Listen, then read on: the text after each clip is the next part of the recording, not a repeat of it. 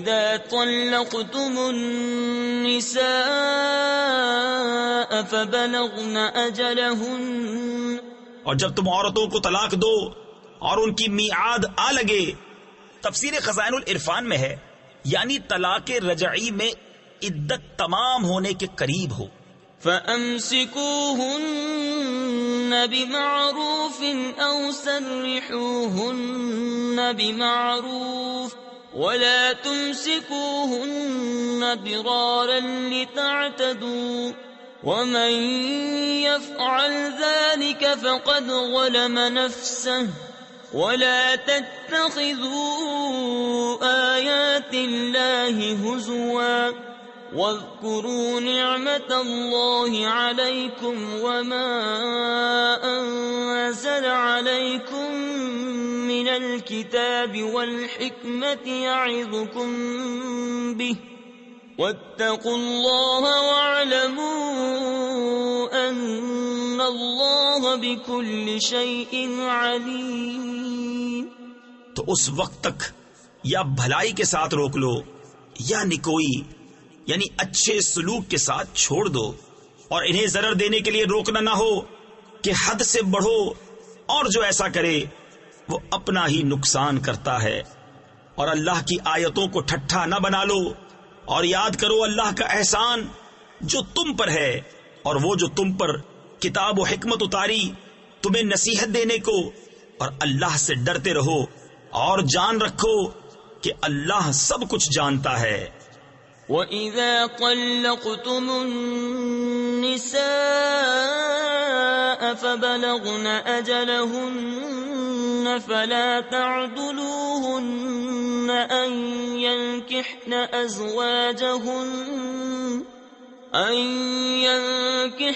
أَزْوَاجَهُنَّ إِذَا تَرَاضَوْا بَيْنَهُم بِالْمَعْرُوفِ ذَلِكَ يُوعَظُ بِهِ مَن كَانَ مِنكُمْ يُؤْمِنُ بِاللَّهِ وَالْيَوْمِ الْآخِرِ ذَلِكُمْ أَزْكَىٰ لَكُمْ وَأَطْهَرُ وَاللَّهُ يَعْلَمُ وَأَنتُمْ لَا تَعْلَمُونَ. اور جب تم عورتوں کو طلاق دو اور ان کی میعاد پوری ہو جائے تو اے عورتوں کے والیوں انہیں نہ روکو اس سے کہ اپنے شوہروں سے نکاح کر لیں جبکہ آپس میں موافق شرع رضامند ہو جائیں. یہ نصیحت اسے دی جاتی ہے کہ جو تم میں سے اللہ اور قیامت پر ایمان رکھتا ہو. یہ تمہارے لیے زیادہ ستھرا اور پاکیزہ ہے، اور اللہ جانتا ہے اور تم نہیں جانتے.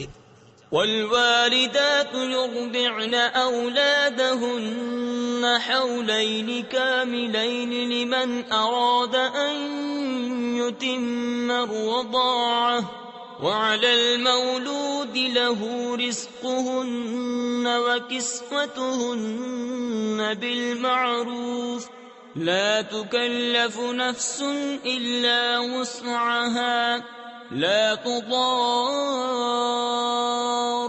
والدة بولدها ولا مولود له بولده وعلى الوارث مثل ذلك فإن أرادا فصالا عن تراض منهما وتشاور فلا جناح عليهما. اور مائیں دودھ پلائیں اپنے بچوں کو پورے 2 برس اس کے لیے جو دودھ کی مدت پوری کرنی چاہے، اور جس کا بچہ ہے اس پر عورتوں کا کھانا پہننا ہے حسب دستور. کسی جان پر بوجھ نہ رکھا جائے گا مگر اس کے مقدور بھر. ماں کو ضرر نہ دیا جائے اس کے بچے سے، اور نہ اولاد والے کو اس کی اولاد سے، یا ماں ضرر نہ دے اپنے بچے کو اور نہ اولاد اپنی اولاد کو. اور جو باپ کا قائم مقام ہے اس پر بھی ایسا ہی واجب ہے. پھر اگر ماں باپ دونوں آپس کی رضا اور مشورے سے دودھ چھڑانا چاہیں تو ان پر گناہ نہیں.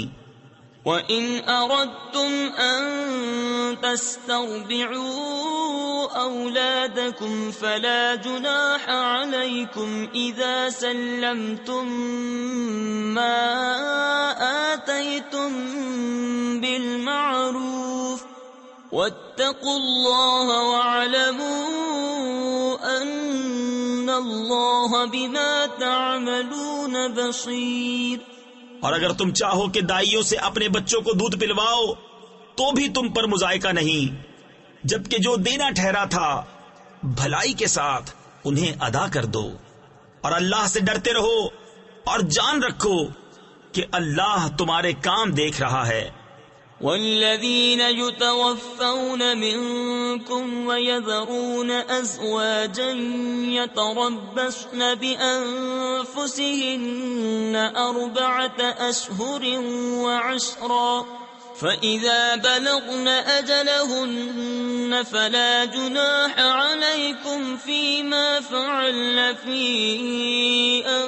أنفسهن بالمعروف، واللہ بما تعملون خبیر۔ اور تم میں جو مریں اور بیبیاں چھوڑیں وہ 4 مہینے 10 دن اپنے آپ کو روکے رہیں، تو جب ان کی عدت پوری ہو جائے تو اے والیوں تم پر مواخذہ نہیں اس کام میں جو عورتیں اپنے معاملے میں موافق شرع کریں، اور اللہ کو تمہارے کاموں کی خبر ہے۔ ولا جناح عليكم فيما عرضتم به من خطبة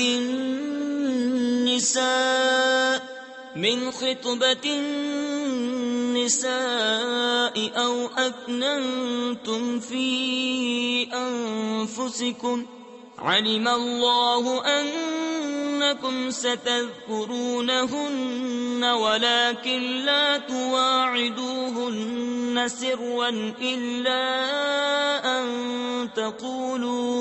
إلا أن تقولوا قولا معروفا۔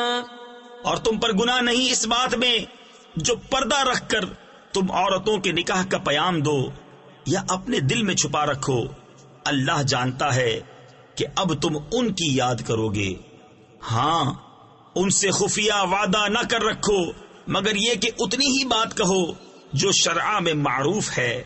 ولا تعزموا عقدة النكاح حتى يبلغ الكتاب أجله، واعلموا أن الله يعلم ما في أنفسكم فاحذروه، واعلموا أن الله غفور حليم۔ اور نکاح کی گرہ پکی نہ کرو جب تک لکھا ہوا حکم اپنی میعاد کو نہ پہنچ لے، اور جان لو کہ اللہ تمہارے دل کی جانتا ہے، تو اس سے ڈرو اور جان لو کہ اللہ بخشنے والا حلم والا ہے۔ لا جناح